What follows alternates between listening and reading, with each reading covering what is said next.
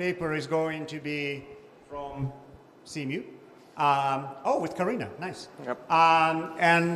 Is going to look at Rust as one of the subjects for testing. So yep. Please, go ahead. All right. All right, thank you very much for the introduction. Sorry, let me move the mic up a little bit. Yeah, there we go. I'll be giving a talk on Crabtree, which is a Rust API testing tool. For those of you who stayed at this hotel, it's not the soap. All right, so let's back up and talk about Rust. So Rust is gaining a lot of traction in important software, such as operating systems like Linux. Windows has components. Google Fuchsia is using Rust. In the cloud, Lambda, S3, and a variety of services are now being written or rewritten in Rust. And in the user space, browsers like Firefox use it in the core rendering engine. And with all these big, important pieces of software getting written and rewritten in Rust, there's a demand for testing tools. Now, let's start off what's worth testing in Rust. So Rust is a memory-safe language, which means when a piece of Rust code type checks, its memory safety is assured. There are no bugs like use after free or double free or other kinds of memory bugs. This is achieved through its type system, which restricts the pointers. In particular, every piece of memory is owned by one unique variable, and then every mutability and parallelism are controlled. However, this restriction is sometimes a little too restrictive, and so a feature of Rust is this unsafe keyword, which allows for unchecked pointer use within the code block that's marked with it. However, if you use this, there's a risk that the bugs that are prevented by the type system shall return, or may return.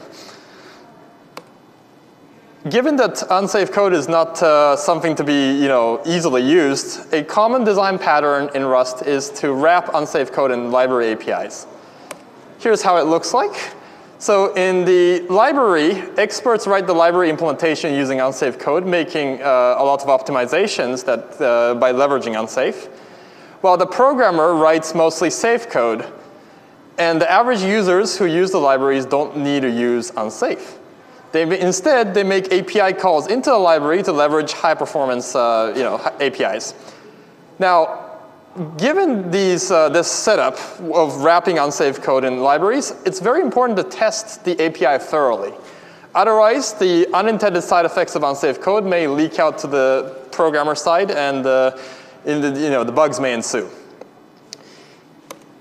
Let me give you an example of an API sequence that triggers a particular bug. This is a real library called bitvec, which implements a bit vector. And here, a strange or rather usual sequence of API calls triggers a bug. So if you make a bit vector with initial capacity 0, and then push a 1 bit onto the bit vector, this causes a memory allocation, and immediately converts the bit vector into another type called bit box.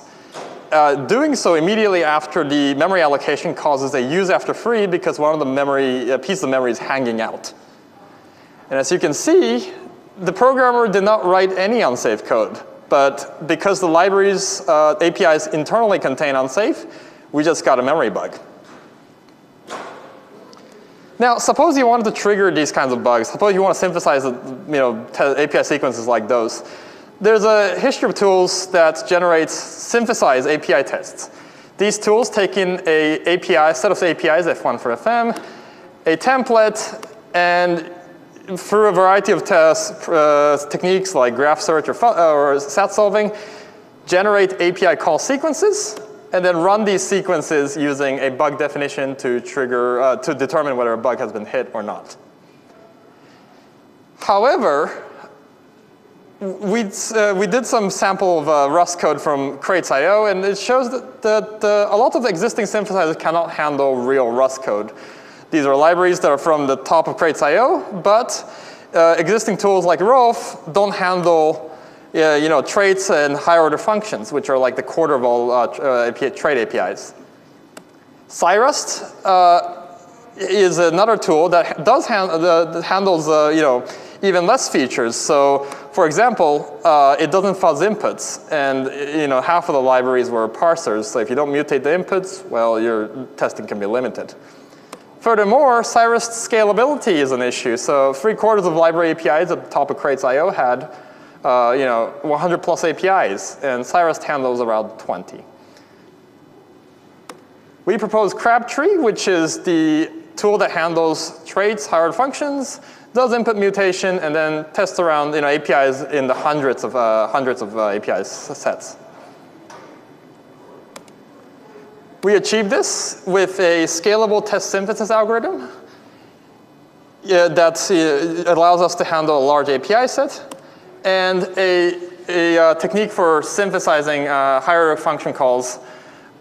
Now, we know that there's some interesting interesting synergy between fuzzing and synthesis, but due to time restrictions, I'll skip over this.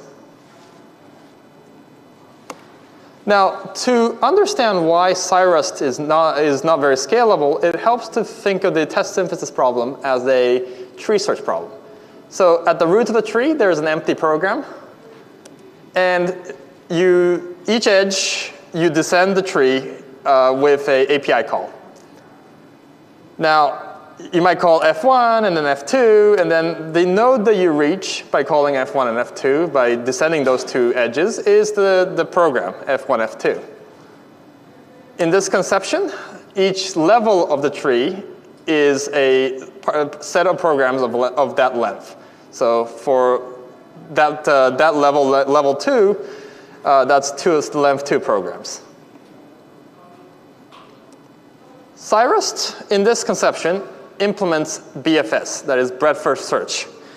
Now, it enumerates line by line, going from enumerating everything of length 1, length 2, length 3, length 4, and so on. And this has two primary issues. First of all, this set of APIs of a particular length, this is a fairly large set. So if you enumerate everything in that set, you're going to time out. Cyrus with, let's say 50 APIs will reach about maybe line 3 before timing out. Furthermore, because Cyrus internally uses SAT solving, this becomes cost prohibitive, and Cyrus solving will time out. They will fail to synthesize any tests. Even though there's all this compute and struggle going in, there's a very small fraction of tests actually contribute to testing or coverage performance. That is represented by the blue shard, very small, and in practice it's a little smaller, even smaller than that. We propose Crabtree, which is a heuristic-guided DFS algorithm for synthesis of tests. And the idea here is to synthesize longer programs selectively.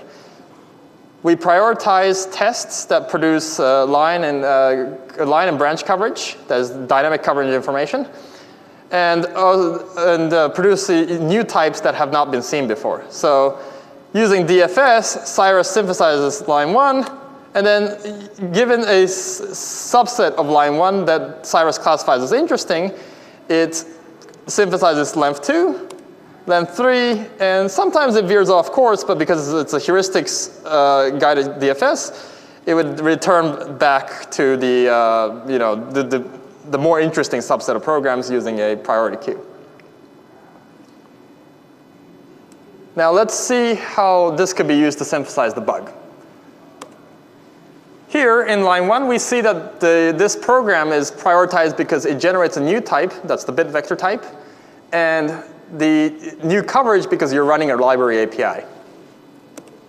Then we make a mutable reference to that bit vector. Now mutable reference is a primitive operation, so this does not create a new type, a new coverage, but it creates a new type.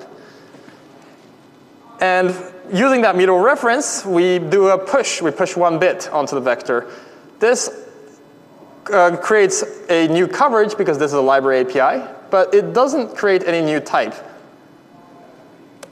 And finally, we synthesize the conversion into bit box, and then the bug is hit.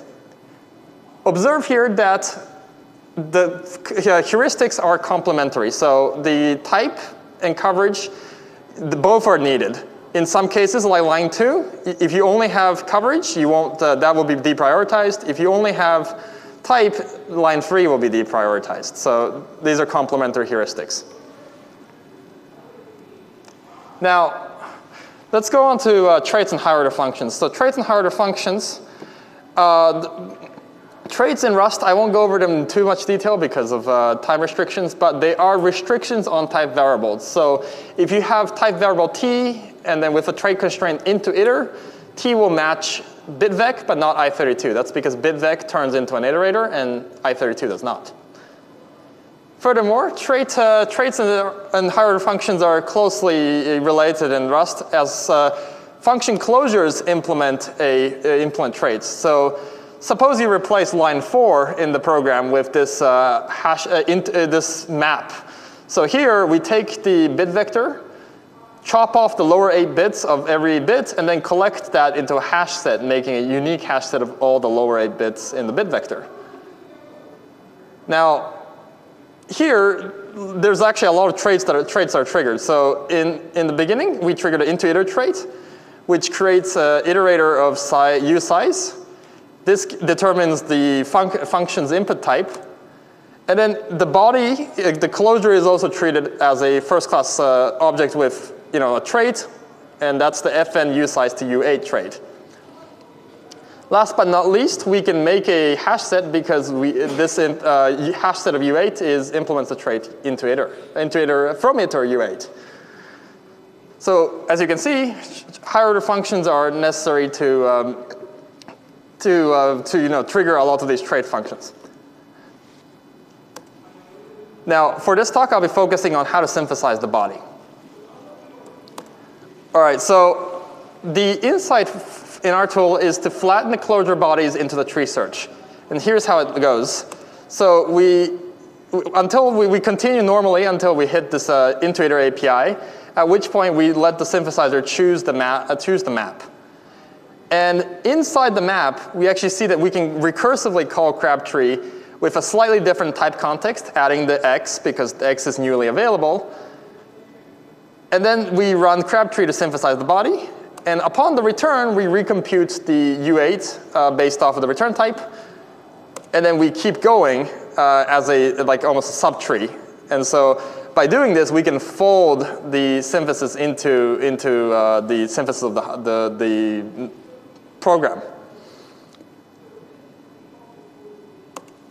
Now, for the evaluation, we ran Crabtree with a set of 30 libraries.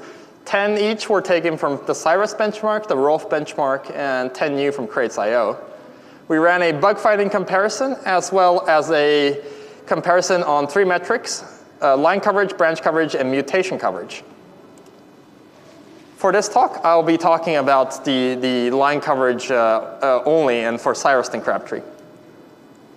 So the gist here is that Crabtree achieves more coverage with fewer tests. Here the graph is coverage over number of tests. X-axis the number of tests, the Y is the line coverage. Because of this setup, above and to the left is better. That means you're achieving coverage faster and higher. In bitvec, we see that the Crabtree beats Cyrus very quickly and then retains the advantage. In crossbeam, we see that Cyrus is a little faster, but eventually Crabtree beats it.